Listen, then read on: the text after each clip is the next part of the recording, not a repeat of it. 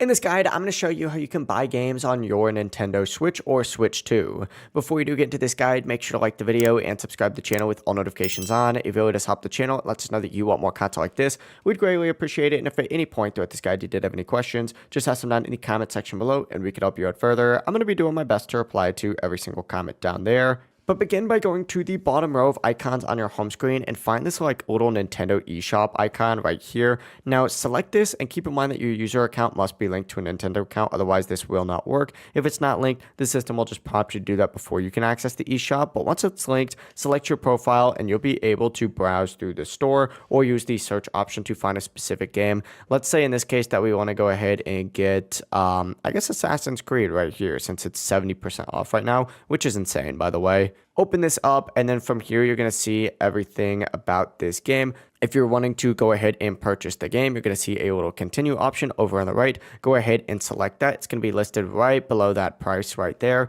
But once you do that, you'll be taken to the payment method option where you're going to have a few different options. You'll have credit or debit card, you'll have an eShop card, and you'll have PayPal. Choose whatever your preferred payment method is and enter in your details. You could also choose to save your card information or continue without saving it. And from here, review everything, agree to the terms, select purchase, and then from here, your payment will automatically go ahead and go through and your download will start. Back out and go to the home screen and your game will begin downloading automatically. You'll see a progress bar under the game icon itself. Whenever it finishes downloading though, you'll be ready to play. That is how you can download games and buy games on your Nintendo Switch or Switch 2. If this guide did help you out, make sure to like the video and subscribe to the channel with all notifications on. If it really does help the channel, let us know that you want more content like this. We'd greatly appreciate it. And if at any point throughout this guide you did have any questions, just ask them down in the comment section below and we could help you out further. Have a great rest of your day though. Peace.